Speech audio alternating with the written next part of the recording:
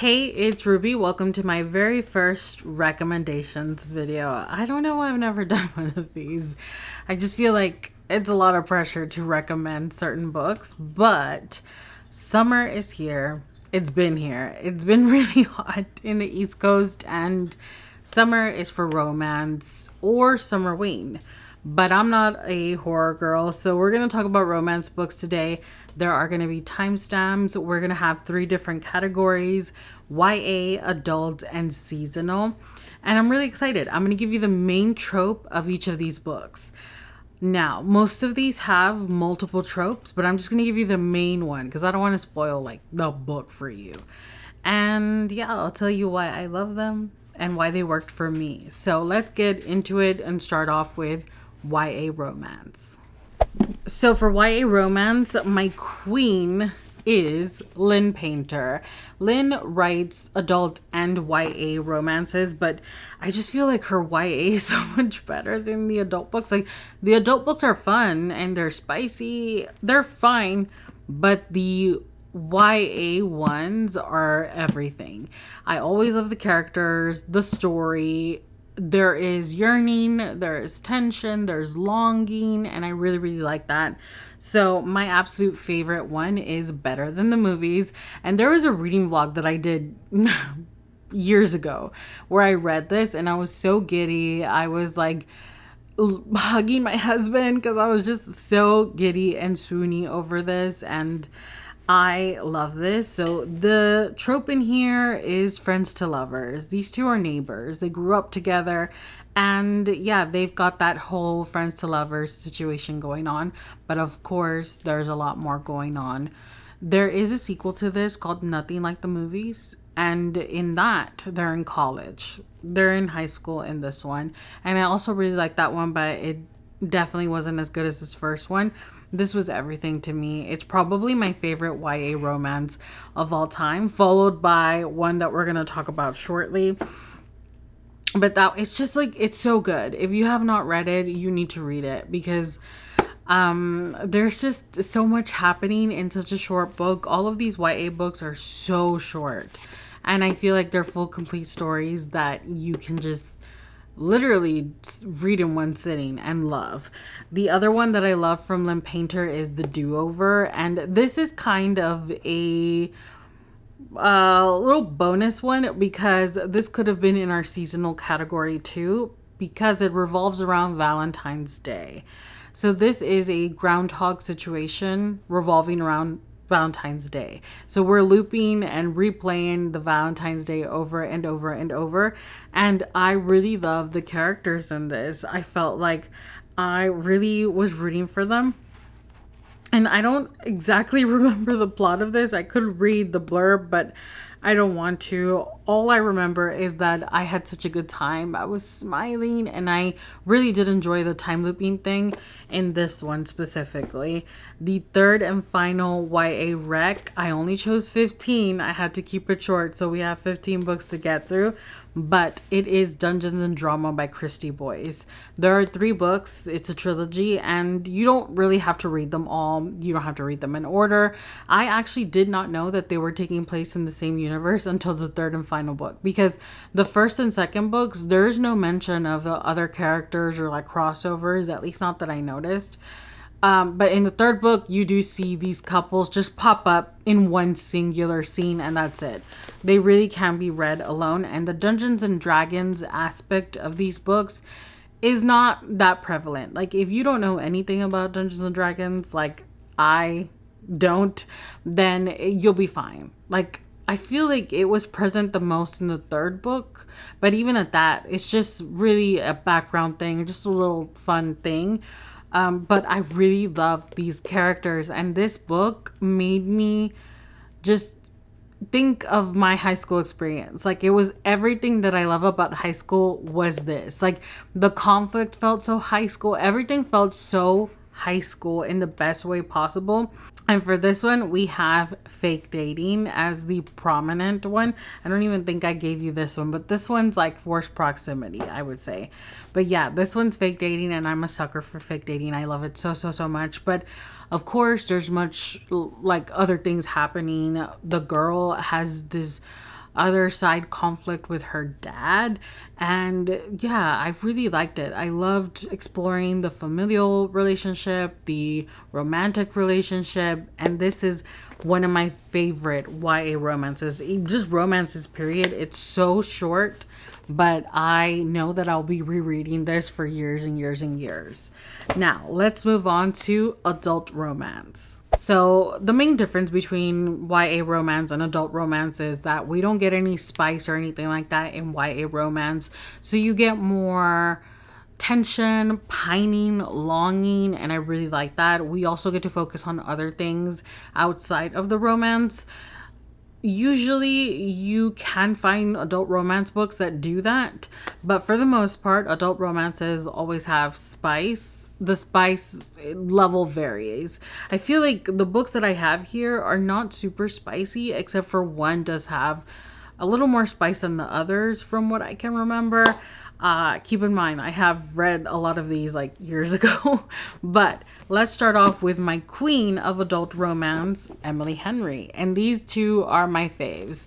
This one, I truly, truly believe that the reason that this is my number one, and honestly, it's probably my favorite book ever, is because I deeply, deeply connected to the FMC Harriet.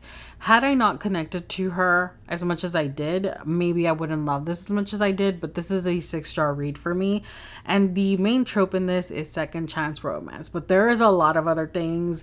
And if you've read Second Chance, you know that typically we get miscommunication with second chance, but here I felt like it made sense. I didn't feel annoyed with it, but keep in mind, I am not a miscommunication hater.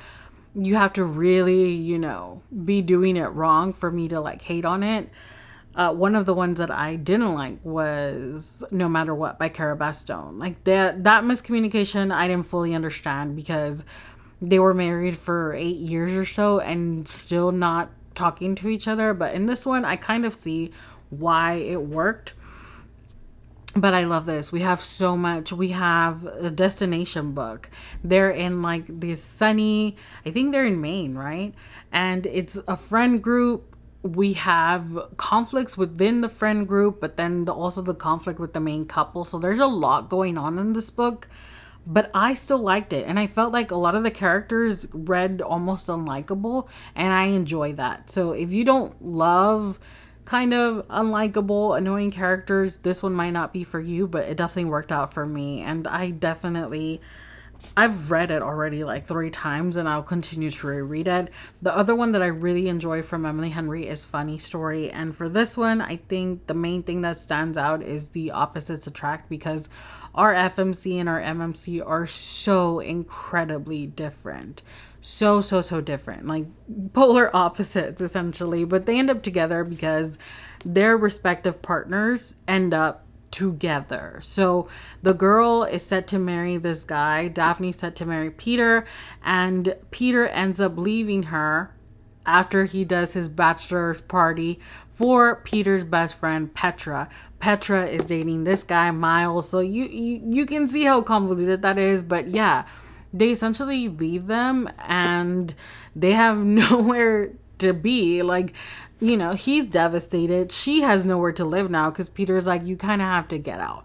Petra and I are going to go on a vacation. When we're back, you need to be out.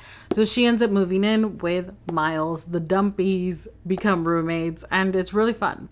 There is a third act conflict with her and her dad that I didn't love. Like, I could have done without that. But outside of that, like, I really enjoyed these two characters together and the vibe that they had going on. It was definitely like, it just felt like a different vibe. More like, I think the roommate thing, I saw it, and I like that for what it is.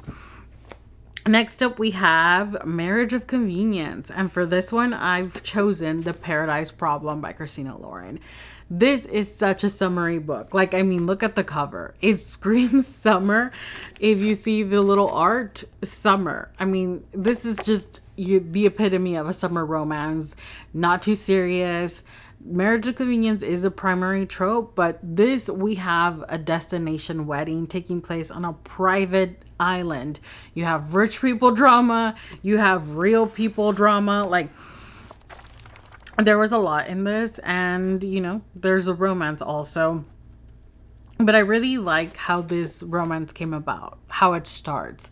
So in this, we follow two people, Anna and Liam, and they don't even know each other. They end up rooming together because they're in college, they need rooming, but the only room and board left is for actual couples. Like, I forgot what they call it, like, but it's like for family rooming instead of, just I forgot, what do they call it? I can't remember. But anyway, they end up getting married just so they can have somewhere to live.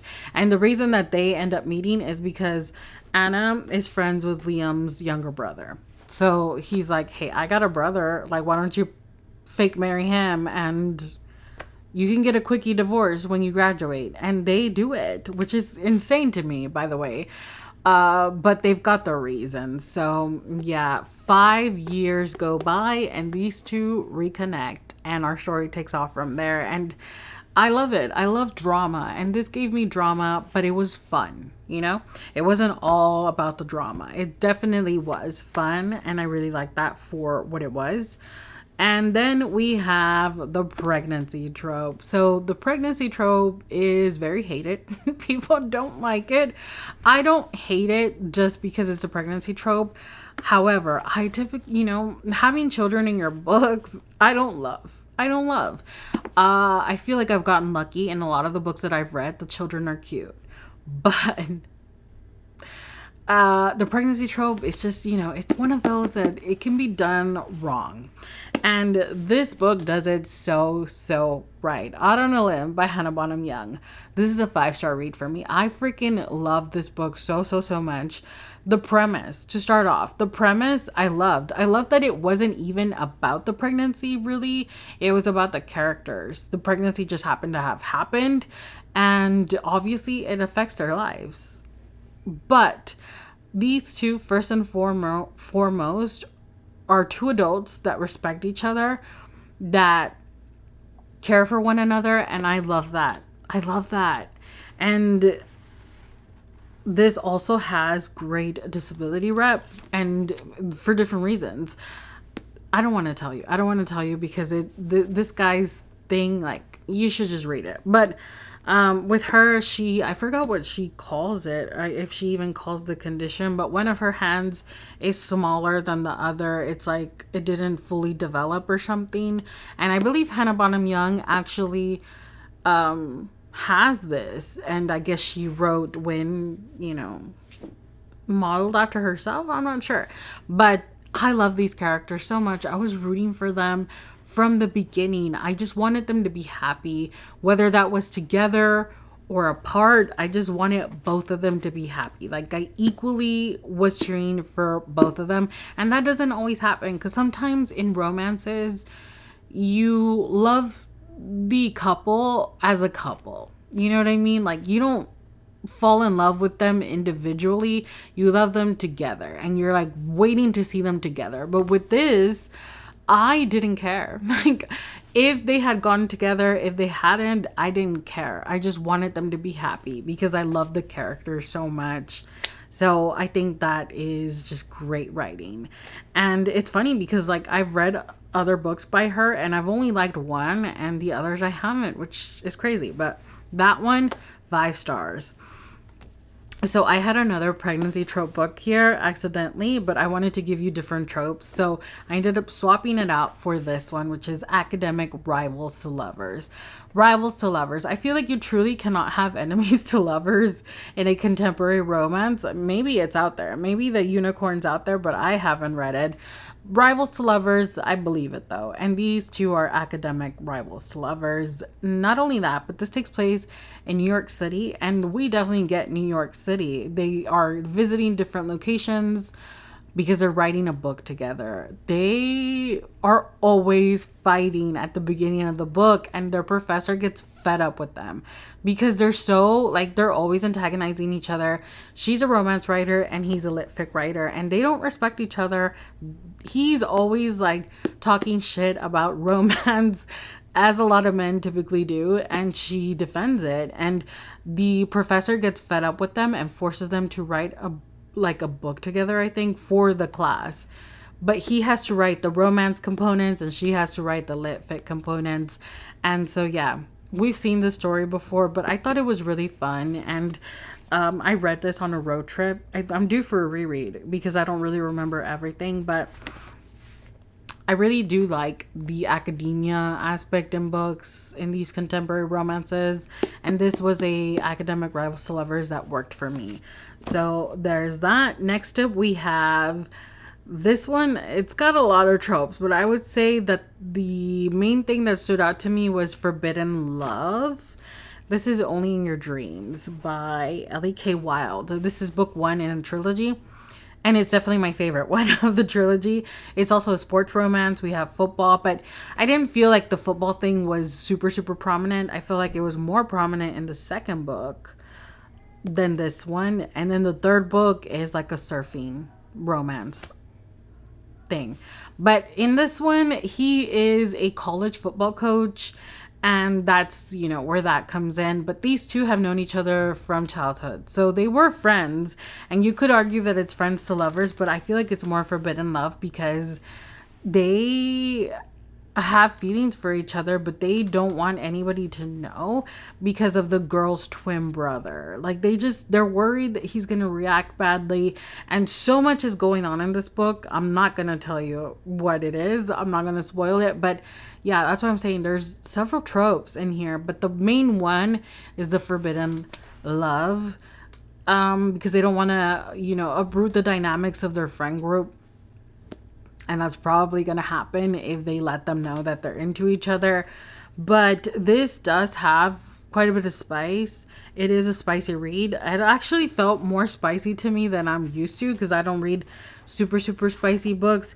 So I do want to point that out. But it was really fun and I really liked it. And I really like the characters. So I did go on and read the other two in the trilogy. And I also really enjoyed them. But this one was definitely my favorite of the bunch. Next up, we have Forced Proximity, which I always love Forced Proximity, but this one is special because I didn't so much love it for the romance. I did like it, but I loved it for everything else. The MMC's family was everything in It's a Love Story by Annabelle Monaghan. I want her to write books revolving around the MMC's family because they were so cute. His parents were so cute. But yeah, this definitely, you know, she writes so many summery books. Like they all feel so summery. We've got summer romance. We got Nora Goes Off Script. But this one has been my favorite of hers. And I feel like they're just so short. They're so quick. And I definitely recommend it. And I really hope that she gives us a little bit more with the other brothers. Because there were other brothers. She said like there was a possibility, but she hadn't planned on it. So we'll see. And then finally for the adult romance, we have this one. What did I write down for this one? Single parent, specifically single dad in the Strawberry Patch Pancake House. This is like book, I don't know. How many are there? There's the Pumpkin Spice Cafe, the Cinnamon Bun Bookstore, the Christmas Tree Farm, and then I think it's this one. So yeah, there are a lot. And I didn't love those first three, but I love this one. If you are a fan of Heartless by Elsie Silver, you need to read this because I liked it even more. And I read them back to back and I like this one even more. So I think that's saying something because Heartless is so beloved. People love that book and I liked it, but I just didn't love Kate and Willa the way that everybody else seems to. This one though, I really, really enjoyed it. So those are the adult recs. Let's move on to holiday romance. So the last category, holiday romance, probably one of my favorites. If you follow me regularly, you know that I love seasonal books. I love holiday romances, not just Christmas books, although those are my favorite, but any holiday romance I'm here for. We did cover a Valentine's Day romance. Now we're going to head into the autumnal reads. But first up, we're going to start with this one because this one, I wouldn't really say it's a holiday romance, but it just feels very like holiday-esque, very atmospheric. To me personally, that's how I read it. And I'm not even going to give you a single trope because there's so much happening in this book. This is If It Makes You Happy by Julie Olivia. This, I mean, look at the cover. You see the cover. It feels so autumnal, so fall. And it really does give you that. You really feel the small town vibe. You feel the weather. And the thing that I like about this is that you feel the holidays. Like we get Halloween and they're out trick-or-treating. And then we get that shift from fall to winter. And there's like setting up for Christmas. Like you feel it. And I think those are the only two seasons that you get in here in the timeline of the book, but I just felt like that's what stood out to me personally. Also, this book takes place in the 90s, 1997, small town romance, and I love the 90s. I've said it before, favorite decade ever of mine. So I feel like this is kind of a little hybrid book where you've got a single dad, you've got these strangers to lover situation, but then what stood out to me was the setting of the book and the vibes were immaculate. So this is also has my favorite epilogue of all time. I loved it so much, and I'm not gonna say why, but yeah, in this we have our main character whose mother ends up passing away, and she ends up moving to run the bed and breakfast that she left behind. Her dad is just like, he's not able to do it on his own. He doesn't really want that life, especially not without his wife.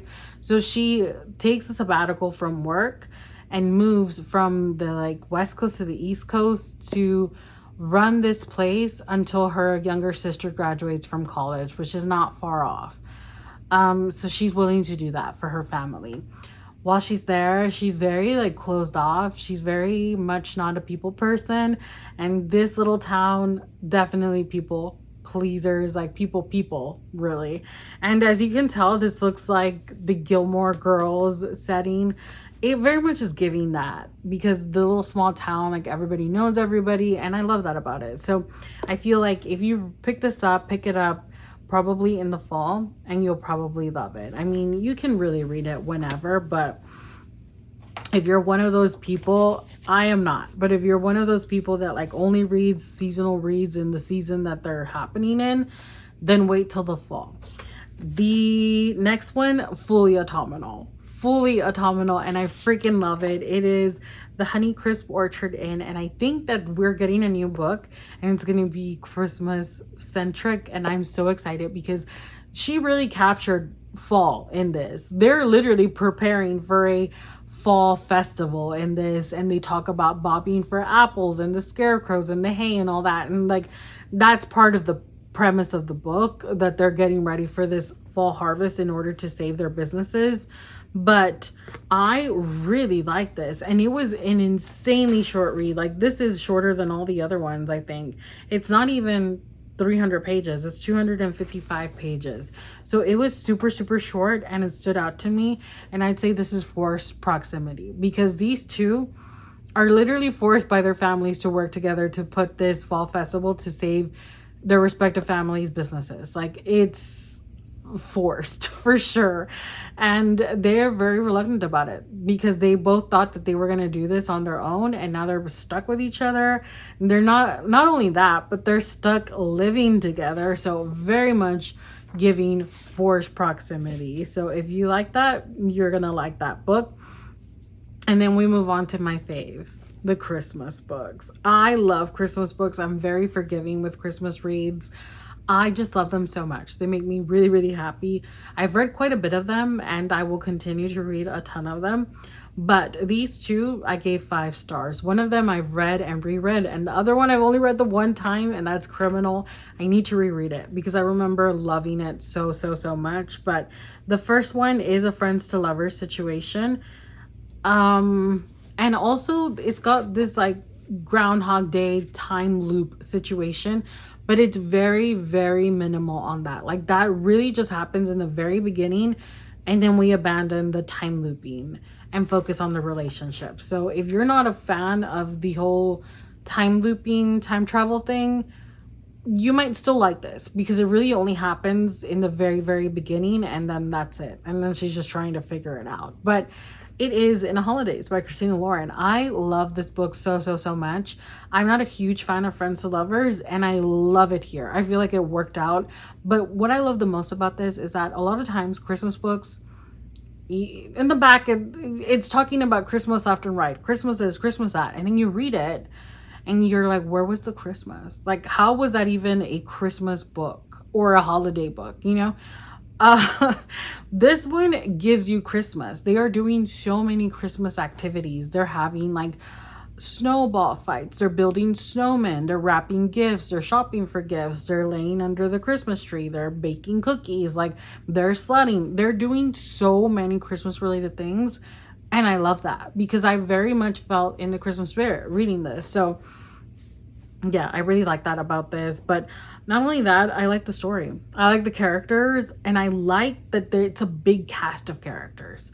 We are following two separate families and like they're friends, so it's a ton of people. I couldn't tell you, but I feel like at least 10 people that we're following. It never gets hard to follow who's who, though. It's very obvious who's who, but I do like that because it keeps the story interesting, because everybody has their own thing. I mean, we have the main thing, right? But so many different people made it fun, you know? So I love this one. It's probably my favorite Christmas read to date. And then the very last book that we have to talk about today is Faking Christmas. And I'm pretty sure by the title you can tell what the main trope about this one is, and it is fake dating. So with this one took me by surprise. I picked it up because I randomly saw it, the audio on Hoopla, and I was like, cool, let me just read that. And I loved it so much that I was like, how do I purchase this? Because it's not trad published.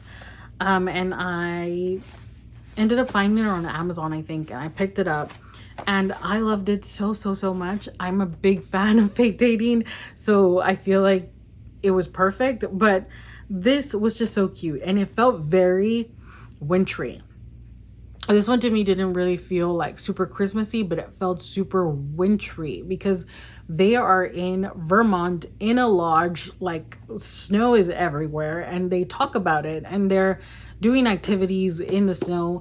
They even like get into a hot tub to get away from the cold. So, you know, it feels very wintry as opposed to Christmassy, although it is Christmas time, you can tell with the trees. And they do some Christmas activities, I believe. I read this a couple years ago, but I think they do. These two rivals, work rivals to lovers. I know that I said I was only going to give you one trope, but they're elementary school teachers, and she's super jealous of him because he's like the cool teacher that everybody loves, and she's like seen as the uptight teacher, you know, even though they're both super young. But she's just like, what the hell? Like, I am like a good teacher and this guy's just getting away with being charismatic. At least that's what she thinks, right? But yeah, they end up in the same lodge in freaking Vermont, and they're with their families. It's a whole situation, and how they fall into the fake dating is pretty funny. But yeah, this one felt very wintry, so I recommend it if you're not so much looking for Christmas but more just like a wintry read. This is a good one. So those are the 15 romance recs that I have for you today.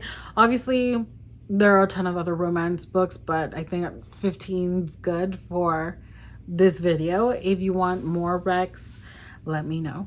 And maybe I can make another list, but for now, I think that that's a good one. If you've read any of these, let me know what you thought. Did you love them? Did you hate them? Is one of these your fave too? Am I missing out on some other great romance reads?